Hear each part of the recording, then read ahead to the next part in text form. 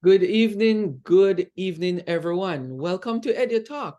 I am your host, Dr. Dwayne Dice, and I'm the founder and CEO of Education Solutions International. Please visit Education Solutions International at edusolutionsintl.org, and we have ton of information over on that site for you, for everybody, for educators in general. This is EduTalk, and EduTalk is a weekly virtual talk show created out of the need for a global learning community. And we focus on topics in education that directly impact Caribbean nations and the diaspora nationals working across the globe. EduTalk features teachers, principals, business leaders, dignitaries, and other people who may share their expertise on critical topic facing education today, with a common goal of moving education forward and our students upward. Now, I am joined by the lovely Mrs. Cheryl Bogle-GoPaul, and Mrs. Gopal is a principal of the principal of Cumberland Primary and Infant. And Is that it? infant. And Infant School. Okay, I got that one correct. And I've known I'm stuttering on the name because I know you as Miss Bogo. I know you're And it's married. fine. Yeah, you're married for a while now, a couple years now. So I have to make sure that I get used to it. So Mrs. Gopal, we go way back, and if people want to research this, I don't know if you can find something on the name Garlogie Primary and Junior High School, and that's in Clarendon in Jamaica. And that was one of the second to last place I worked before migrating to the US and taking up residence. Um, Mrs. Bogle-GoPaul, I'm gonna switch it up in a little bit, but I want everybody to know your name. Welcome to EduTalk. I wanted to do this with you for a while, and trying to see which part I could get you to fit into the program over the past couple of months, to feature you. Welcome to EduTalk. Thank you so much, Dr. Dice. I really, really appreciate it. Yes, yes. So we are gonna talk about you because you have a very unique journey, getting into becoming a principal. And I shared part of that journey too with you. I'm very happy for you, very super happy that you're in this position, that you can express your Thank you so much. leadership. Yeah. What tell us about your school now, because you're a principal at Cumberland Primary and Infant School. What is the school like now that you're leading it? Well, it is really different from when I was in the regular classroom because now I'm not just leading children or assisting children, but I'm leading both the students and the teachers. And it is very unique. The school is really, really unique because there are times when they're so accustomed to doing things their way. And now you come now with a different approach, and then it seems as if, okay, the resentment. I was so enthusiastic when I went there, had all these ideas, and I was really, really motivated and all geared up, steering, going all. And I said, okay, I am going to give it my all. But then when I realized it, I had to change my direction in terms of my approach. So the different strategies and the different activities that I would have brought, now I am just being able to taking my time to put in one and two, if I may, if you understand what I'm saying. So I couldn't put in a number of activities. Okay. So you had to shift. It's kind of like shifting the mindset from being a teacher and running with the detail of everyday duties as a teacher to more delegation and Delegation duties. check in with people that you're leading. So it, Yes. yeah, I'm glad you shared that, because a lot of people who come into leadership, they tend to continue to do what the members are doing, you know, the subordinates. Yes. Yeah. Yes. And if you're not careful, based on what you see, you'll become caught Mhm. in whatever was there before, Ah. because the possibility that fear may creep in and you're wondering, what is it that they're going to see? What is it that they are going to do? But you have to be firm in whatever you do. And Mhm. also, in learning the culture, I realized there are some persons, they would say, put your foot down, or put your feet down. But Mhm. in putting your foot or your feet down, you have to know how and when, because you can get hurt in the process and everything may just lead back to you and you are alone. So you have to take your own time. You have to navigate. You have to understand the culture and understand how they operate, how they think. Mhm. So you have to basically, not necessarily that you are taking a back seat, Mhm. but you are learning how to actually approach and to put in the different strategies that you need to put in. Yes, yes, yes. That's very well said. One of the things I learned about school leadership is the listening part, the learning part. As soon as you take over, you have to gather your coalition, your team, and say, listen, we're not coming in here to change anything much right now. We're gonna listen. We're gonna listen to these people because they have been here and we're just coming in as strangers. So let's listen first. And I'm really happy you said that, because I believe that when I went there in October Mhm. last year, and I think that they thought that I was coming to take over.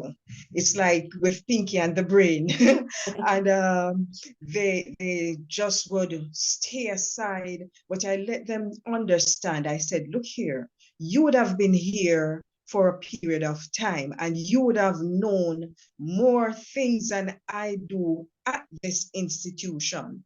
And Mhm. so whatever I need to learn from you, and you learn from me." And I say to them, if I fail, you fail. And if you fail, I fail. And hence we have to work together. And I realize that a number of persons, they don't even understand that. They don't think about that when they go into a school system and being a leader. Mhm. I think what some persons are when they go into such position, they forget that they were teachers and now they become a boss and Mhm. not a leader. And Yes. hence they will take this big stick. And when, if I may use that terminology, Yes. they use this big stick and then they don't reach where they would want to go in the time that is allotted, if I may put it that way. Yeah. But Yeah. when you allow them to understand that you are there for them Yes. at the onset, because of what they would have gone through before, Mhm. then that is basically meted to you. So Yes. you have to say to them, I am here for you, and not just speaking, Mhm. but actually doing, Mhm. so that after a while they will realize and really believe that you are there for them.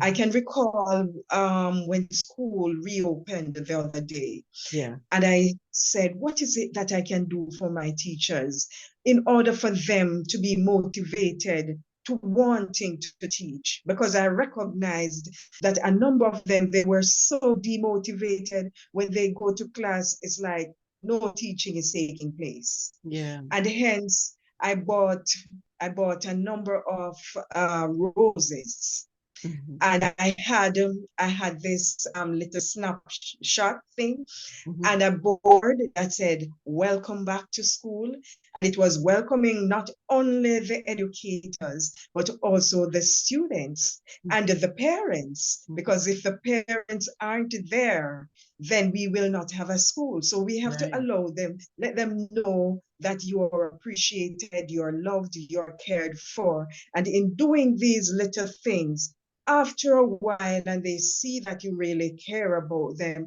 and you're concerned about them, and also that the children are a part, they are the key persons in the process, then gradually they will do what they need to do. It That is, will take time though. yes, yes, yes. Very, very, very well said. And that's you're pointing directly to the fact of building community in the school, and within and around the school community itself. Yeah. And Yeah, go on, go on. I might also share that I not only stay within the school, Yeah. I go in the community. So I meet with parents, I meet with farmers, I meet with the shopkeepers and all of those persons, because I'm building relationship, and I want them to understand, because at first I said they do not know me. Yes. And you're not going to find everybody coming to the school. Even when you have a PTA, you Yeah. don't have all the parents coming. So I said, okay, let us change this. Let us shift the strategy, do something different. Let's go on the street. So Mhm. even last week, we had a PTA, and it was on the street.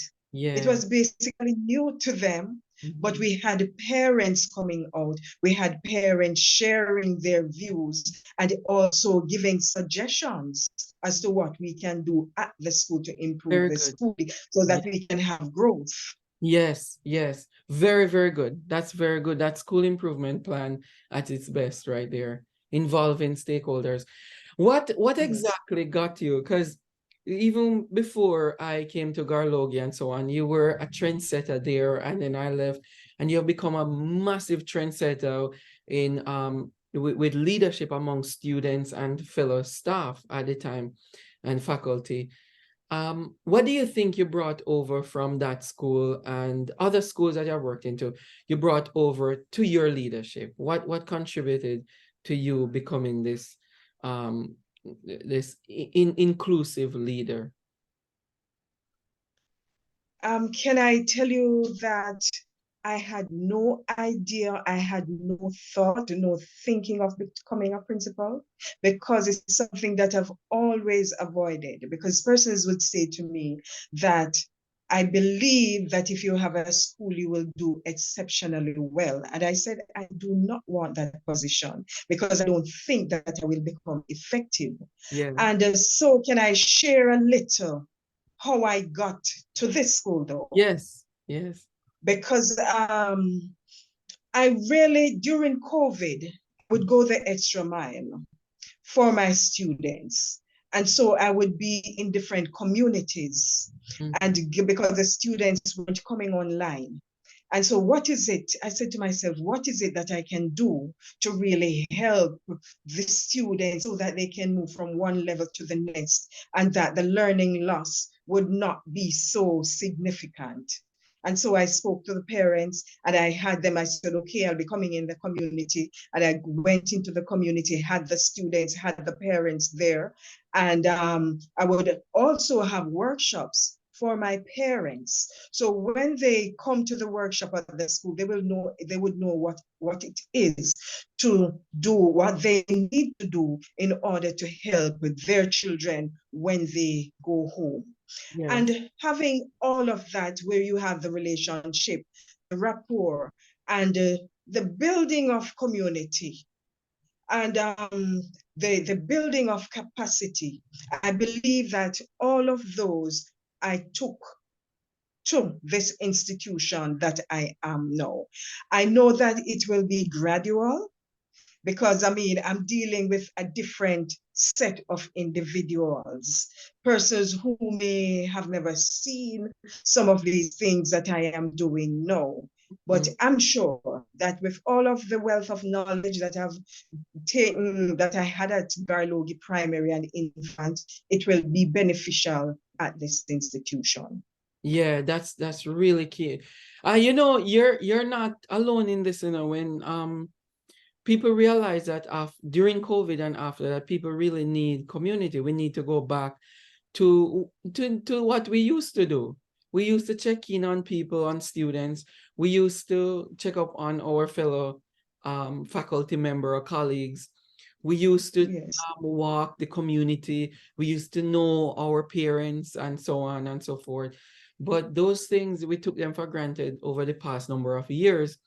And so Yes. now the pandemic actually forced us to do that. And you capitalized on it very, very well to initiate and do it in your school as a leader too. And can I tell you that you still have some educators who do not do that though.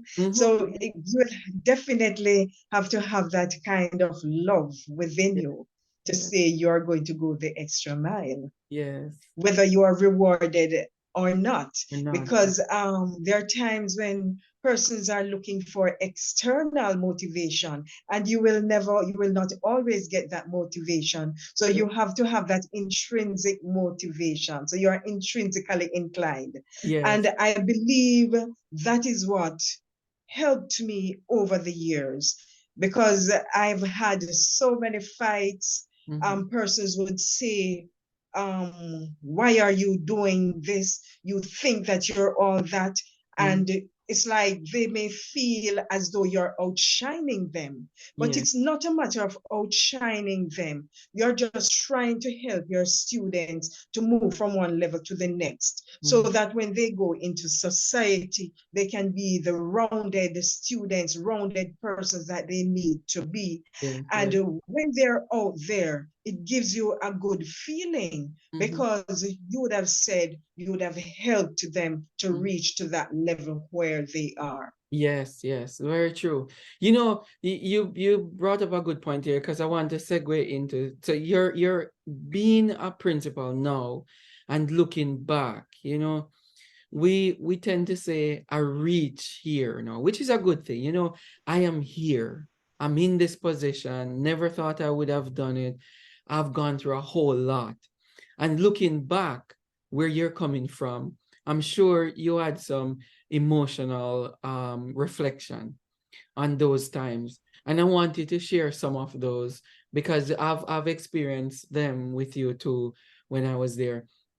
When you look back, you can say, okay, I've gone through this struggle with this person, I've gone through this in the school community, I have implemented this and I got fight through it and I struggled through this and I made it over this. I never thought I would have done this. So looking back, because people need to hear this, can you talk about some of those struggles that when you look back, you can say, by God's grace, I came through this, but I went through it. I went through this to be this. What are some of those Yes. that you can share with others that you have gone through to make And it this far? and I'm really happy that you spoke about that, because I believe that a number of individuals, they Mhm, would have gone through various struggles, but they are fearful of sharing mhm. it with Yes, others, yes. because they may say, okay, there may be a backlash Mhm, or something to that effect, and hence they keep it bottled in mhm. them. Yeah. I believe that I have bottled a number of things, and I did so because I wanted to ensure that my students do exceptionally well Mhm. when they leave. I didn't show it. Nobody knew that I Yes. was going through those things, because I always have my smile. Yes. And through the smile, I'm there and I just teach my class. Mhm. And Dr. Dice, you mentioned that you would have seen some Mhm. while you were Yep. where I was at the time. Yep. And I remembered when I wrote the school song, Yes, I remember. Yeah. Yeah. it wasn't being sung. Mhm, And hats off to you. I mhm, don't remember if I've ever said to you, thank you very much. mhm. When you had classes one of the summers, Yes, yes. and I assisted you with the classes. Mhm, And when I had planned to leave, because you'd have known that I always talk about my mom. Yes. who was not well. And even though my mom was not well, she got a stroke, I did not allow that to deter me from giving of my best. And many persons wouldn't even know that I would be doing a job at home and Yes. then coming to school to do a second job. Yes. Yes. So as I was saying, that I'm grateful to you. I remembered when I was leaving the last day of the session that you had the students singing the song that I wrote. Yeah. And I became so emotional at that time because I said to myself, imagine, I went and I wrote the song and yet it was not being sung. The song, it's like it was insignificant. Who are you to Yeah. come and to be writing a song for us? That's how I felt. There were times when I did the various lessons for my students. As I said, I would go the extra mile. I would purchase things for my students from my pocket without getting anything from anyone. And even when I was doing that, and even my lesson plans, I like creativity. I like to be creative. Yes. And I remembered on several occasions when I write my lesson plan, I had it in a table form. And I said to myself, when anyone takes up this plan, they will see the progression and everything instead of me turning, flipping pages and so. And I was called in a meeting that I should not write it like that. Wow. And I was torn apart. I was torn to pieces. Different things were being said. Persons passed me at school as if I did not exist. There were times when I didn't want to go to work because of what was taking place, because persons put me down as if I was insignificant, as if I wasn't doing anything. Yes. And they would not speak to me about, parents wouldn't even know because, as I said, I continued to do what I needed to do. They would just pass me by. I can even recall I had put in something where you'd have like a teacher of the month or the teacher of the year. Yeah, And recognition. Yeah, the and we recognition. had, Yeah. yes. And when they looked, they removed me totally from the committee. And they had somebody else and they changed up everything. Yes. And they gave they gave this person teacher of the month. And because there was one individual who said, why is it that you're going to have a teacher of the month or a teacher of the year when all the teachers are working? Because I came up with it, But now when they removed me from it, yes. then obviously the teachers weren't working anymore and they had to put it there. Yes. And then they had a meeting, they had this function and had a teacher of the month.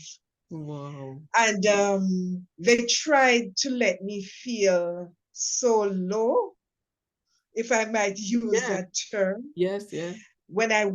As I went in the meeting, they started to shout, oh, this person is the teacher of the month or the teacher of the quarter. And I said nothing. I just smiled. And I remembered also that there were times when persons, they actually, I remembered during COVID, when I went on the street, I'm basically moving away from then and to bring a little more closer to after COVID. Right. I remembered during COVID, and I went on the streets and I actually was called to a meeting. And I was told that I should not be on the road to be there teaching students. I should not be there. And I looked at it and I said, we don't have all the students coming online. And if there's something that we can do, that I'm saying to myself, Yes. then why not do it? Why is it that you should be so proud that here you have somebody going the extra mile? You should be there embracing the person, but instead, you weren't embracing the person at all. You wanted the person to feel belittled. And I was told that the parents who loved me today, they will hate me tomorrow because of what I was doing. And there were other things, but I can also recall one weekend, because I would ensure that my classroom is so designed that it is conducive to learning.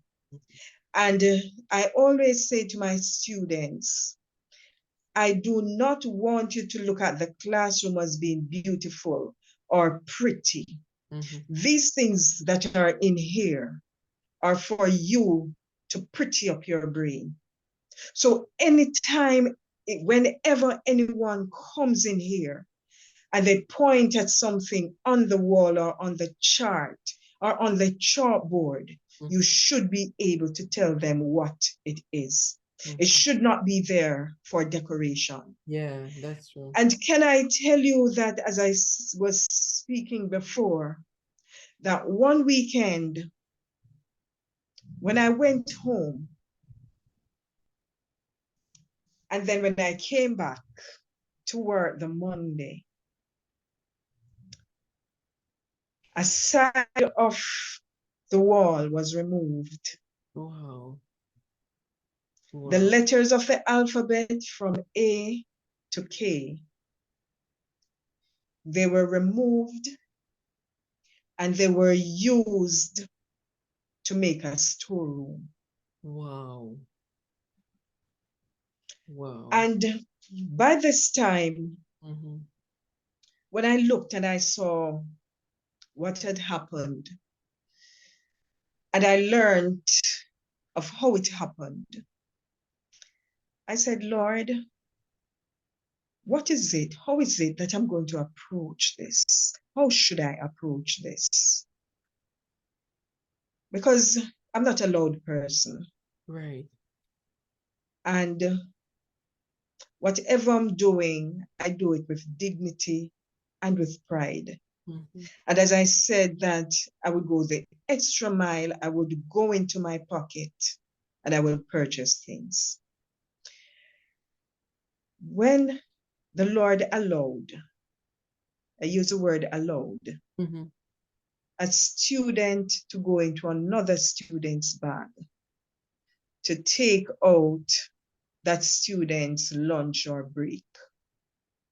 I could have addressed it in the classroom, but I wanted to speak about what I was faced with and to see the destruction of the students' resources. Because remember, we have the various learners. Yes. We have the tactile, we have the visual, and all of those. And I went to the individual and I spoke about it. And I asked, why? But I could not get an answer. All I got was sorry. And when I realized, when I looked and I saw that those things were removed, and it's like I started to wonder, yes, what is it? How is it that I'm going to actually help these students? And then the thought came to me, ask your parents, because we had a good rapport, because parental involvement is key for me. yes. And I spoke with my parents and I asked them, I said, okay, from time to time, we'll be teaching various topics. And I'm going to ask you to assist me. So we are going to make some resources. Yes. And let's say I was teaching the clock. my parents, and I said to the parents, okay, we are teaching the clock and this is what we're going to do. All my parents, all of them, you notice I said all, not some. Yes. Yes. All my parents, they made the clocks. And you had the creativity was coming out and everything. And what I asked them to do, I said, parents, guess what you're going to do? You're going to set up a little corner at your house. And it's going to be school. And you see, whatever we do and whatever you make, they will be placed in that at that section. And there you're going to label the different areas. And what you're going to do as well, you're going to make a video, and you're going to send it to me. And can I tell you, when you see the videos, when you saw the pictures and all of that, and my students, I ensured that I was there with them. My parents were there with them. And at the end of the day, my students did exceptionally well. Because that's one of the things, when my students leave from my class, they should not remain the same as they came in there. Yeah, the experience. That is very, very powerful. Very powerful message. So that I'm thinking it really, really strengthened you, not just giving you, innovative ways to dealing with things, but the strength, the personal strength that comes from all of that experience. And then you have to turn around and work with those people in the same way until the end of that year, the following year, you're still working with them and try to compromise still in the midst of hardship from them and oppression. One of the things, though, that I look at, my twin brother, he always say, be the one that is different. So even if persons try to tear you apart and try for you to feel insignificant, you don't do what they do to you. You continue to show love, no matter what. Yeah, that's a powerful one. Yeah. What do you think after you have gone through all of this and we're reflecting on past events and what makes you who you are now, personally and professionally? Do you think the journey could have been different if you had taken what I'm getting at here? You chose education from many years, younger, like all of us, and you stick it out all the way up to leadership. Would you have wanted to become something else other than an educator? At the onset, I actually wanted to become a nurse. Okay. But then at the time, math, I couldn't get math at all. And someone said to me, because they would have seen how I deal with children, because I love children, I love the elderly. And they say, why not go into teaching? Because I believe that you will do exceptionally well. Yes. And I went into teaching, and I have no regrets. I have no regrets because I believe the journey, had I gone into something else, I would not have gotten this experience, and I don't really know what would have happened. Right. But having the experiences that I've had, those are the experiences that are helping me now in the current position. Because I would have faced some real trying times between October and say now, because I'm fairly new in the position of a principal. Yes. And I say that I am grateful for those experiences, because had I not gone through those, I would not be able to withstand at this present moment. I would have packed up and I would have gone a long time. Yeah. A lot of So I am grateful. yeah. You don't really operate like a millennial. Millennials will say, no, I'm not going through this. After this, the first dose of disappointment and hardship, the millennials, young people would just pack up and say, no, this is not for me. Agree. I'm gone. And But they don't have any longevity in it to wait it out and let people see the struggle and learn from it and gain wisdom. Is it? again, exactly, Yeah, exactly. wisdom is a deep one that is missing many of our young people these days. That's right. Yeah, I want your story is very inspirational to many people. And Yes. even Mr. Swaby talk about you every now and then when we talk, yeah, Miss Bogle Yes. this, Miss Bogle that, she's a trendsetter and so on. So your story goes very, very far. We're winding down with it. Funny enough, the time is running out here, but I want you to reflect a little bit on you as a principal and the people you're leading. How do you communicate um growing leaders? Because you have to grow leaders. A lot of principals come in schools and they say, this is my school. They use the personal pronoun a lot. Yeah, I am doing this, I that, my this, my that, and so on. And I know you're a community-minded person. So for people who are watching and wanting to learn something about leadership on a different level in Jamaica or the Caribbean, how are you growing, and I use the term growing leaders in your capacity?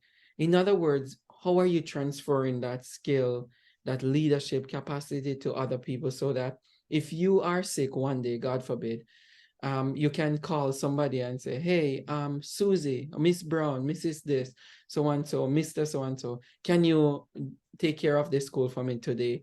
And they would jump in the position and say, yeah, no problem. you know so how are you doing that now, communicating leadership and becoming inclusive with other people around you, your coalition? Okay, one of the things that I look at, Mhm. the first aspect in being a leader, you have to serve. Yes. Service is important. So when you go into that position, you allow them to see that, yes, you are the principal, or yes, you are in leadership position, but you also want them to see that you will do different things. Yeah. And I'll share an example. I remembered when I just got there, and the bathroom, it wasn't cleaned as it should. Mhm. And you had persons complaining. Yeah. What I did, I just went, I got the mop, I got water, and all of that. I just cleaned out Mhm. the bathroom. Yeah. So you have to lead by example. Mhm. Let them know that it's about us. Mhm. Some of them will not understand at the onset because of what they would have gone through initially. And Yes. hence, when you go into that situation, into the leadership position, Yes. that is being transferred to you. So you have to gradually let them understand it's not about me, myself, and I. It's about all of us. And when they see that, so there are times when you would have to leave from the office and you want to assist with a teaching here and there. Yes. Yes, you have a lot, it's a lot of work, Yes. but you go, you walk around, you speak to them. Let them understand that we care. I care about you. Yeah. Because there are times when persons are there and different things are happening around them. They may be faced with different things at home as well, and they take it to school.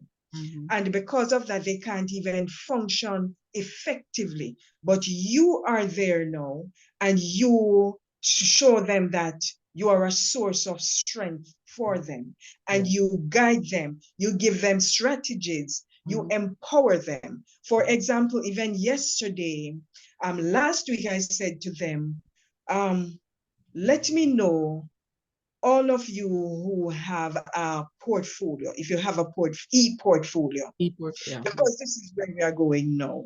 Right. And all of them, they said that they didn't have a portfolio, e-portfolio.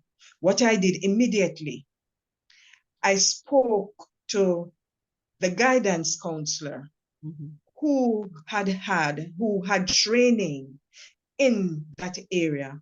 Yeah. And I had a workshop yesterday for them.